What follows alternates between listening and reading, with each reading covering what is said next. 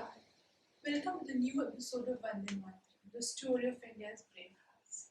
Shyamji Krishna Varma was born on 4th October 1857 in Mandavi town of Gujarat. After taking elementary education in Bhuj, he got his admission at Wilson High School, Mumbai.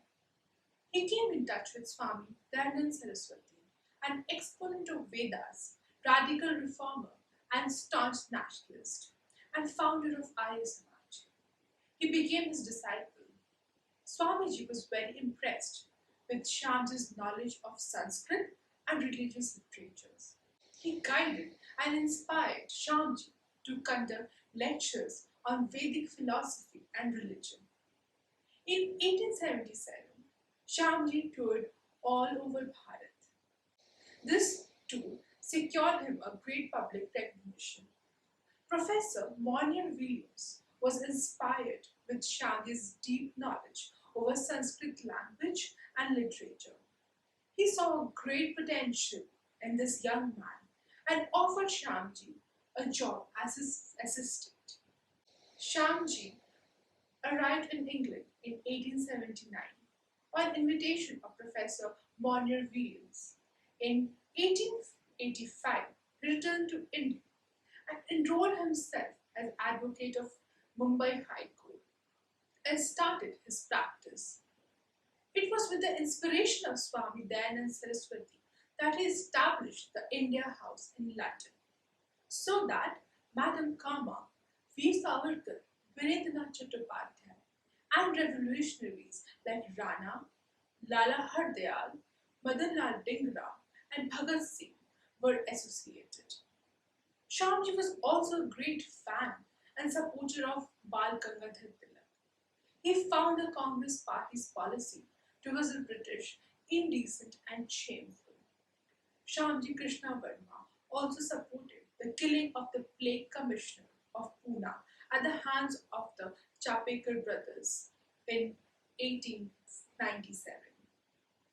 He left for England to continue India's fight for independence. Shyamji disagreed and refused to be associated in any measure with Indian Congress activities, which was largely run by Mr. Hume, Mr. Wedderburn and Company. In 1905, Shyamji finally made his debut in Indian politics by publishing the first issue of his English monthly, The Indian Sociologist.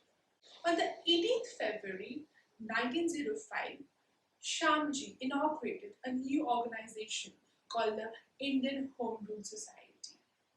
The objective of Home Rule Society was securing home rule for India, carrying on propaganda in England by all practical means, with a view to attain the same and spreading among the people of India knowledge of freedom and national unity. The nationalist writings and activism of Shyamji Krishna Varma shocked the British government.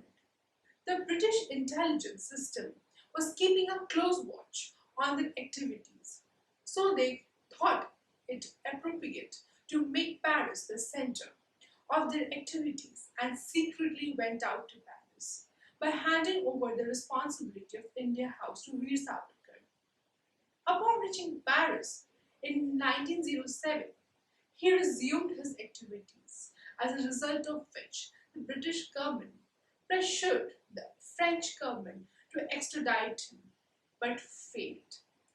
By staying in Paris, Shyamji was successful in explaining his views to many French leaders.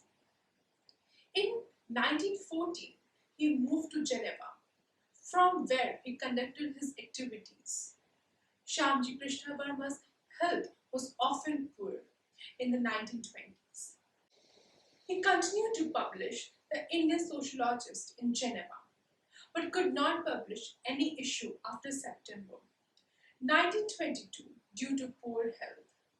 He died on 30th March 1930 in a hospital in Geneva. The British government tried to suppress the news of his death in India. Shyamji Krishna Varma did not live to witness the independence of Bharat, but his efforts, conviction, and confidence of India gaining its freedom from British rule in the future was strong and unshakable. As he made the prepaid arrangements with the local government of Geneva, Ville de Genevieve, and St. George's Cemetery to preserve his and his wife's ashes at the cemetery for 100 years and to send the urns to India whenever India becomes independent during that period. His ashes finally arrived in India on 22nd August 2003, 55 years after independence, when the Chief Minister of Gujarat, Narendra Modi, received it from the Swiss government. A memorial called Kranti dedicated to him was built and inaugurated in 2010 near Mandavi. Thank you. Namaskar.